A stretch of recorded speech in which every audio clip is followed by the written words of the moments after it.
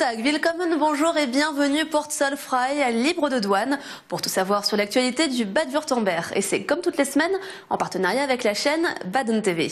Et tout comme ici, l'heure en Allemagne est aux festivités de Noël. À Karlsruhe plus précisément, le marché de Noël a ouvert ses portes le week-end dernier. Pas de mat pokora, pas de grands sapins, mais un gros nounours, des acrobaties sur glace et un joli programme. Alors, Alsace, Allemagne, qui a les plus beaux marchés? À vous de juger. C'est reparti. Le marché de Noël de Karlsruhe a rouvert ses portes en présence de nombreux mannequins. Wir haben auf dem Christkindlesmarkt ja wieder beispielsweise die Kunsthandwerkerhütte, wo 30 Kunsthandwerker ihre Fähigkeiten, aber auch einfach ihre Produkte verkaufen und anbieten. Wir haben dort jeden Tag ab 18:30 Uhr kleine Konzerte und Musik von Gruppen hier aus Karlsruhe. Am 6. Dezember gibt es dann die große lange Nacht, die lange Einkaufsnacht. Da kommt nachmittags um 16:30 Uhr Gotthilf Fischer und um 18:30 Uhr Justin Nova. Also für alle Altersgruppen ist was geboten. Und insgesamt gibt es auf diese Weise 120 eigenständige Veranstaltungen in der Weihnachtsstadt Karlsruhe, die man alle sicher im Internet, aber auch in entsprechenden Prospekten sich anschauen kann. Also ich glaube, man kann in dieser Zeit kommen, wann man will, man findet immer ein besonderes Highlight. En plus du marché, c'est aussi la patinoire qui a accueilli ses premiers visiteurs.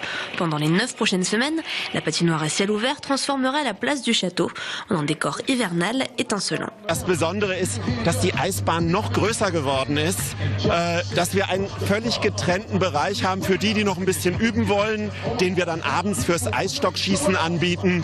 Und ich freue mich natürlich auch, dass wir wieder ein Eisstockturnier am 15. Januar haben werden und dass wir ein fantastisches Programm haben, auch in der Eiszeitstube neben der Eisbahn, wo Sie dann badische Spezialitäten genießen können. Spätestens, wenn man auf dem Christkindlesmarkt steht, unter all den Menschen, unter den tollen Nadelbäumen einen Glühwein trinkt und dann mit den anderen Menschen feststellt, Mist oder auch gut, es ist wieder Adventszeit, wir müssen wieder Weihnachtsgeschenke kaufen, wir müssen wieder zusammenrücken, weil es draußen kalt und unwirtlich wird, dann kommt man in die richtige vorweihnachtliche Stimmung, die wir alle brauchen. De quoi se mettre dans l'ambiance. Après le vin chaud comme chez nous, le commerce comme chez nous. Après Mulhouse il y a quelques jours, le géant du meuble suédois vient d'annoncer son implantation prochaine à Karlsruhe. L'ouverture, ça n'est pas pour tout de suite, il faudra attendre 2017. En jeu, 200 emplois.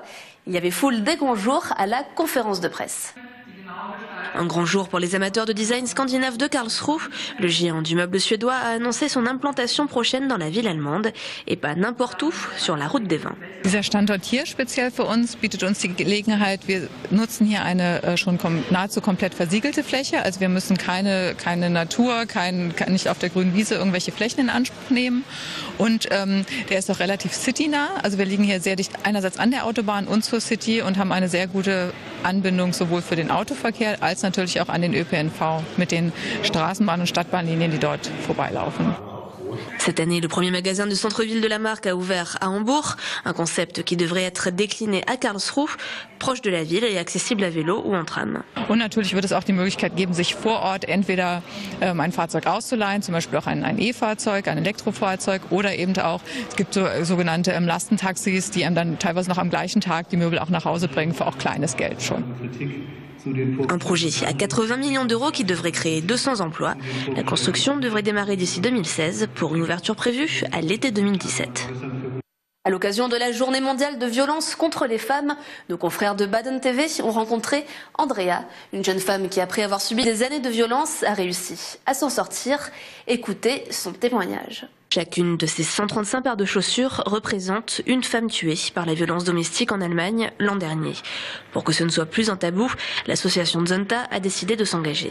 Wir haben in Deutschland alle 3 Minuten eine Vergewaltigung. Das sind 160.000 Frauen, die im Jahr auch Opfer sexueller Gewalt werden. 40% aller Frauen sind seit ihrem 16. Lebensjahr Opfer von Gewalt geworden. Und wahrscheinlich ist die Dunkelzahl noch sehr viel höher. Andrea Winter était l'une d'elles. Très jeune, elle a été victime de violences sexuelles. Der erste Übergriff, der stattfand, war mit 2 Jahren. Und der Täter war ein Jugendlicher. Und geendet hat es dann im Alter von 15 Jahren. Und alle Täter, die sich an mir vergangen haben, kamen aus dem sozialen Nahfeld. À 15 ans, Andrea s'enfuit. Elle a déposé plainte contre le parent mâle, comme elle l'appelle, mais l'a retiré sous pression de sa mère. Ich war ja obdachlos, dann war ich schwanger, dann habe ich das Kind bekommen, dann wurde ich zu meiner Oma verfrachtet. Ich konnte aber gar nicht diese Mutterrolle leben, bin dann wieder weggelaufen, wieder in die Obdachlosigkeit und habe dann meinen ersten Mann kennengelernt, habe dann geheiratet, das zweite Kind bekommen, war aber immer noch total verstört, ungestört. Und während dieser Zeit habe ich versucht, einen Therapeut zu finden, der mir hilft. En 1996, elle entame une première thérapie. À 27 ans, elle devient mécanicienne. À 40 ans, elle se lance aujourd'hui dans une nouvelle formation pédagogique. Depuis 10 ans, elle mène une vie plutôt agréable, mais le traumatisme reste présent.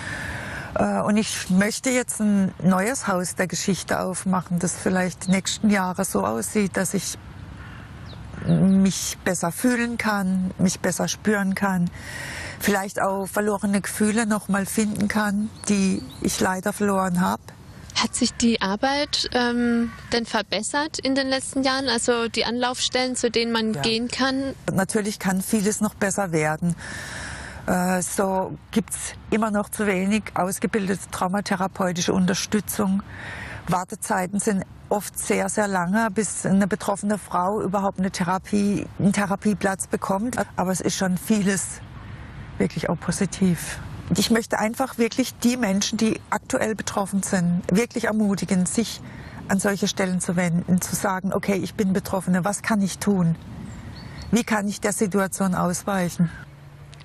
Andrea vit avec des hauts et des bas constants, toujours rattrapée par son passé.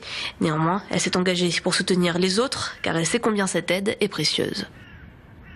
Merci de nous avoir suivis. Direction alsace20.tv pour revoir cette émission et badentv.com pour la version originale. On se retrouve dans une semaine. Tchuss!